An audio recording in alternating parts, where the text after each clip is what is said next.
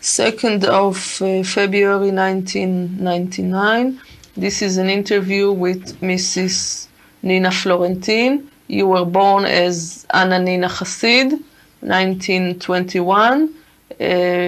Actually, you were born in Italy, Naples, but you grew up in Saloniki, Greece.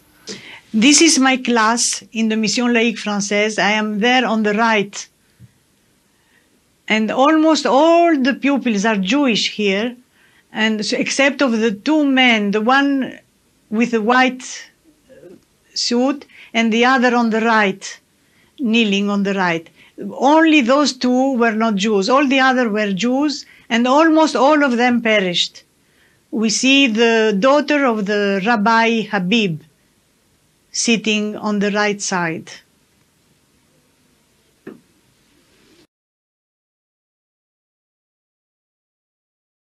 Είχαμε επίσης έναν εξαιρετικό αρχιεραβίνο, το Haim, Habib, ο οποίος ήταν Άγιος άνθρωπος. Αν μπορώ να πω και κάτι για αυτόν. Κάποτε έδωσε τα παπούτσια του για σιόλες. Τότε δεν αγοράζαμε συνέχεια παπούτσια. Τα σωλιάζαμε. Πάει στο τσαγκάρι, σου λέει τα παπούτσια μου. Άγιοι άνθρωποι μου τα κλέψανε. Ήρθα κλέψει, τα κλέψαν τα όλα. Τα έχεις φτιάξει? Βέβαια. Πώς σε χρωστάω, αφού μου τα κλέψει. Δεν τα έφτιαξες? Τα έφτιαξα. Πάρε το κόπο σου. Και τον πλήρωσε το κόπο για τα παπούτσια που τα κλέψανε. Ανεβαίνει στο λεωφορείο, όχι το λεωφορείο, με συγχωρείτε, στο τραμ. Λέει τον εισπράκτορα 2 εισιτήρια. Γιατί χθες ανέβηκα και δεν με έκοψε ο συνάδελφός σου εισιτήριο. The old arch-rabbi was Haim Habib. He was about 60 years old. He had been taken to the Baron Hirsch like all the others. Hassan forced Rabbi Haim Habib to clean the toilets. When the women went to help him, he refused help. He said, "I am a Jew, and as a Jew, I will do what I am asked to do. God is my judge." Τον κύριο Haim Habib, το πάω σε ένα θέμα στο άλλο. Αρχιεραβίνος θρησκευτικός στη Θεσσαλονίκη. Τους κουρεύαν τα γένια και τους δίνανε μια σκούπα να σκουπίσει το δρόμο. Στον Μπαρόν Hirsch ήθελαν να είναι όλο καθαρά. Ο χαματόδρομος να είναι σκουπισμένος και αυτά. Μας βάζαν και σκουπίζαν το δρόμο. Το βάλαν και σκουπίσαν το δρόμο. I remember something, we have a rabbi there named Habib, who used to say that he was a saint. And you know, he was a rabbi, he never asked to be, how you call that, the rabbi of Salonika. And the first thing that the German did is to shave him, to give a broom and start cleaning the streets of Athens. A very old man, very respectful man. They did some awful things, very bad things. And God forbid if they take you to the commander to there for one reason or the other for questioning, you don't come alive from there. Impossible.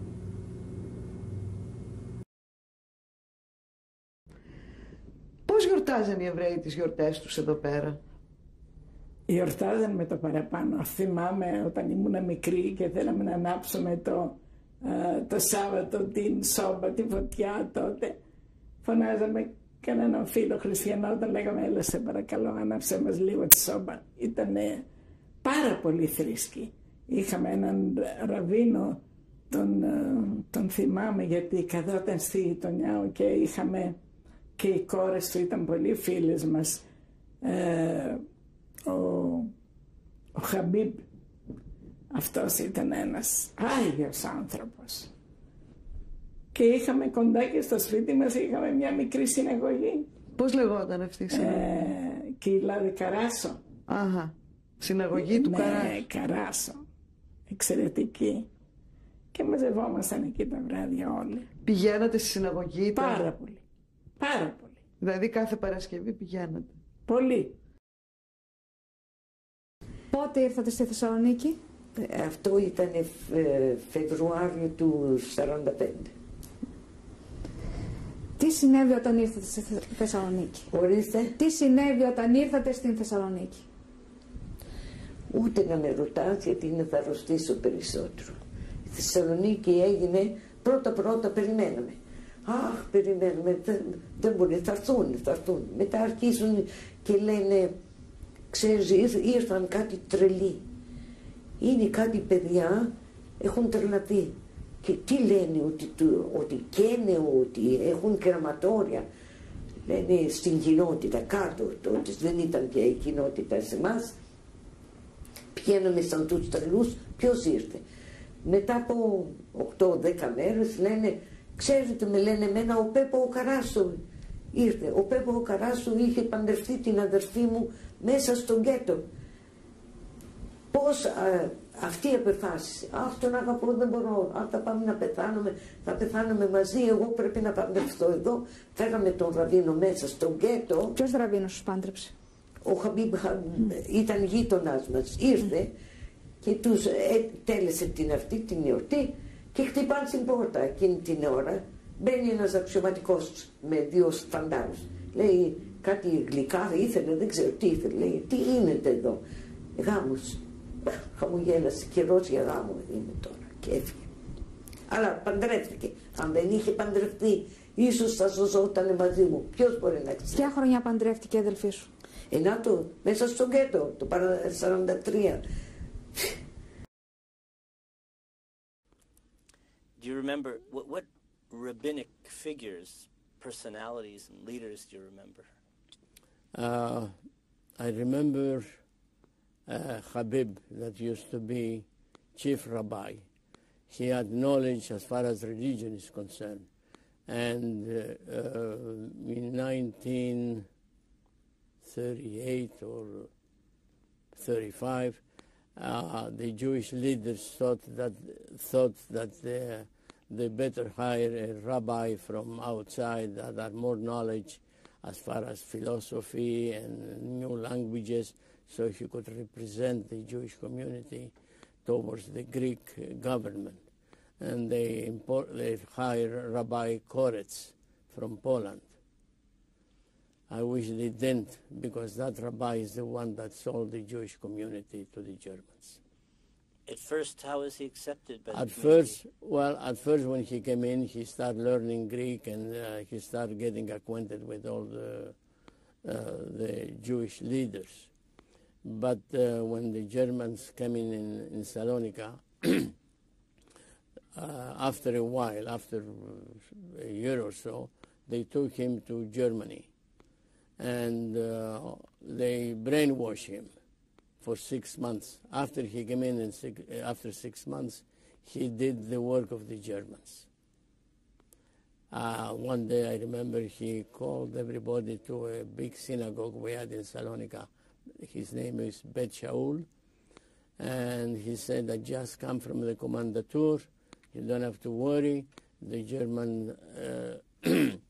Germany needs people to work for the war production. We are going to go to Germany and work for them. We are going to get paid. Give the money in here to the German authorities, and we are going to give you slots when you go to Poland. We are going to go to Poland. There we are going to go and work. And instead of saying, like a Jewish leader, whoever wants to escape, escape because they are going to kill you, because he knew, I'm sure. But he didn't. And he sold out the Jewish population. Ήξερα ότι ο αρχιραβίνος ήταν ο Κόρετς, ένας ραβίνος που είχε έρθει από τη Βιέννη, δεν ξέρω, από τη Τσεχοσλοβακία. Υπήρχε και ένας μεγάλος ραβίνος, ο Χαμπίμπ, ο οποίος ήταν αρχιερέας και τον οποίο είχα δει στη συναγωγή. Κατά καιρούς η γιαγιά με πίνει χώρια από τη συναγωγή που ήταν κοντά στο σπίτι, τη συναγωγή Καράσο, και στη μεγάλη συναγωγή την Μπετ Σαούλ, σε πολύ μεγάλες γιορτές, και θυμάμαι έναν χώρο τεράστιο. Μου έκανε εντύπωση ότι ήταν τόσο μεγάλος χώρος, θύμιζε θέατρο βέβαια, και μου άρεσε πολύ αυτή η συναγωγή, γιατί άλλη ήταν πολύ μικρούλα. Εκεί είχα δει αυτόν τον αρχιερέα, ο οποίος ήταν ένας άνδρας ψηλός και ωραίος. Ποιον? Τον Χαμπίμπ. Ναι, δεν θυμάμαι άλλο το μικρό του όνομα. And do you remember some of the great rabbis from Salonika? Oh, yeah. By the way, my father used to teach Greek to Rabbi Habib. Haim, Raphael, Yes. Habib. Yes, yes. He wanted to know Greek then? Yes. He needed Greek, and he was taking lessons from my father. You know why Rabbi Koretz, why the community wanted a foreign rabbi? Well, I remember him, but I wish he was not a rabbi. Though he gave me, while I was in Baroness, a small book to put it always under my head. A Bible or a prayer book? What kind of book? Was a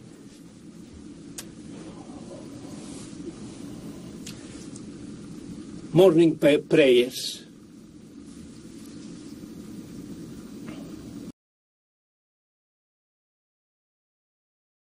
Now, the first thing they did is to call the chief rabbi of Salonika. And here for a minute I have to tell you, to go a little bit back. In 1933, when Hitler came to power, the Jewish community of Salonika wanted to be a modern Jewish community.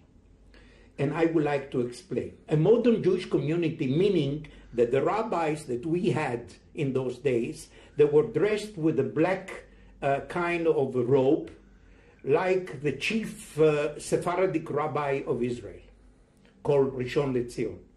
They are used to be called Chachamim, meaning wise men. And the chief rabbi of Salonika was a kind of a Jew that he will even not shake hands with the goyim. And they had a problem. And the problem was that the Jewish boys had to serve in the Greek army. And they had to swear to loyalty to the country. Allegiance. And the Archbishop of the Greek Orthodox with the holy water and everything, you know. And here there was something missing. And they were looking for, if you want, a PR, public relations. And from the Jewish community, 2 members of the Jewish community went to Europe and tried to find a rabbi which is a representative rabbi, a rabbi with knowledge and representation, if I may say so. And from all the places, in Berlin, in Charlottenburg, part of Berlin, they found a rabbi with the name of Dr. Tzvi Koretz. Dr. Koretz was born in Poland. He studied in yeshiva in Poland, and then a family sent him to Vienna. In Vienna, he became the title of rabbi. He went, I'm talking about a rabbi, Orthodox rabbi. And then he went to the university, and he got a PhD in philosophy, if I'm not mistaken. Now, in 1933, they made a contract with him. They brought him to Salonika, a very educated man, knowing fluent German, Polish and Yiddish, but not Ladino. In a very short time, 3 months, that he had already private teachers to teach him Greek and Latino. Now, he became the chief rabbi, again I'm saying the chief rabbi of Salonika, meaning mostly a representative rabbi, a PR, public relations.